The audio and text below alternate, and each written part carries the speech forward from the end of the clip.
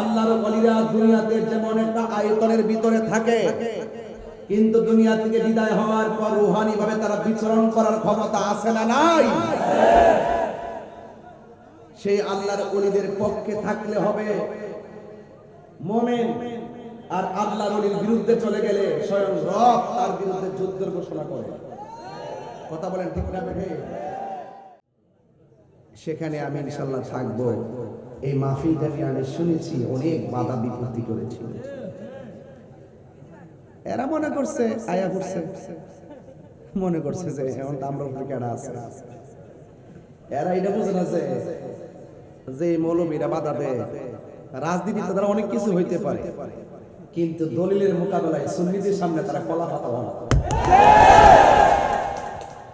এটা এরা জানে না।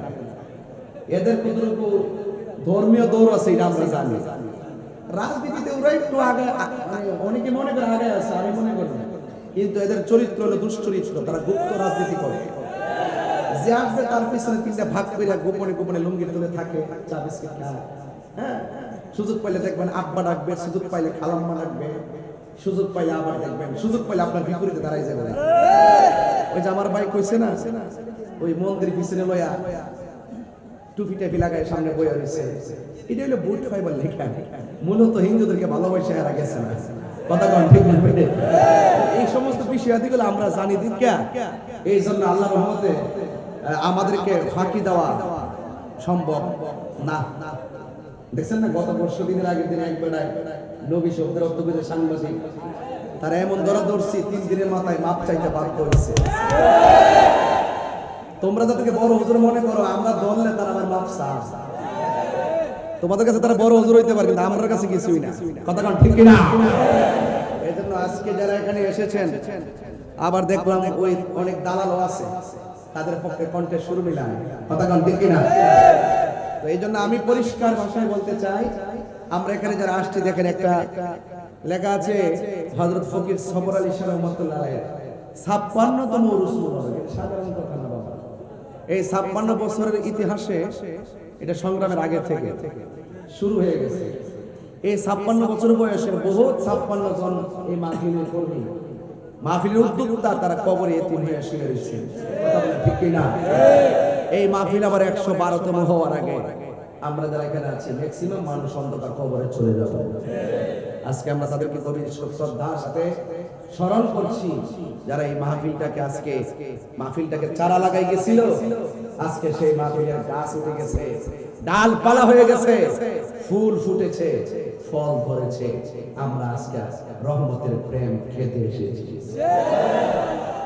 তো যারা এটা আবিষ্কার করে গেছে, আল্লাহর ওলির স্মৃতিচারণ করে গেছে বলেই তো আজকে ওলিদের স্মরণে আমার ভাইও বক্তব্য রেখেছেন, আমিও বক্তব্য রাখতেছি। ওলি আল্লাহর এই দেশে না আসলে লেংটি পড়তেন, বাজান লেংটি। আরে বাবা, একটা গরু জবাই করবে, আল্লাহু আকবার বলে গরুটা জবাই করতে পারে নাই, আল্লাহু আকবার উচ্চারণ করতে পারে নাই। আকিকার পশু জবাই করতে আল্লাহু আকবার বলতে পারে নাই। যারা আল্লাহু আকবার বলতে বাধা দিয়েছিল, তাদের হৃদয়ে কম্পন সৃষ্টি করে দিয়েছিল, সেই আল্লাহু আকবার বলতে তিনি হলেন সুলতানুল আউলিয়া হযরত বাবা শাহজালাল। আল্লাহু আকবার, ইয়া রাসূলুল্লাহ, জিন্দাবাদ জিন্দাবাদ, মিলাদুন নবী জিন্দাবাদ জিন্দাবাদ, হুশিয়ার সাবধান, জিন্দাবাদ জিন্দাবাদ। আপনারা বলেন আল্লাহর ওলিগণ রওজা মুবারকে জিন্দা না মরা? জিন্দা। আল্লাহর ওলিরা আল্লাহর পক্ষ থেকে রিজিক পাইতে পারে কি পারে না? আল্লাহর ওলিরা দুনিয়াতে যেমন একটা আয়তনের ভিতরে থাকে, কিন্তু দুনিয়া থেকে বিদায় হওয়ার পর রূহানি ভাবে তারা বিচরণ করার ক্ষমতা আছে না নাই? সেই আল্লাহর ওলিদের পক্ষে থাকলে হবে মুমিন, আর আল্লাহর ওলির বিরুদ্ধে চলে গেলে স্বয়ং রব তার বিরুদ্ধে যুদ্ধের ঘোষণা করে। কথা বলেন ঠিক না বেঠে? এই দেশটা ওলিয়া উলিয়ার দেশ। চালাও সে পথে যে পথে তোমার প্রিয়জন গিয়েছেন চলি। এই প্রিয়জন হলো আল্লাহর ওলিগণ।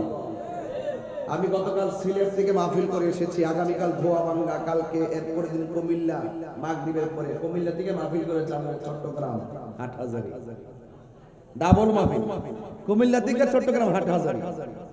রানটা কি কম না বেশি? তো দিনে রাত্রে যে পরিশ্রম করতেছি, আজকে ওয়াজ করে চলে গেলে কালকে কি আপনারা আবার ওলি আল্লাহকে ভুলে যাবেন? ওয়াজ ঘটনার নাম না, ওয়াজ চেতনার নাম। উদউ ইলা সাবিলি রাব্বিকা বিল হিকমাতি ওয়াল মাউইযাতিল হাসানা। আল্লাহ বলছেন, বন্ধু মানুষদেরকে দুইটা পদ্ধতির মাধ্যমে দ্বীনের দাওয়াত দেন, রবের দিকে ডাকেন। একটা হলো সুন্দর ব্যবহার, আর একটা হলো হিকমত।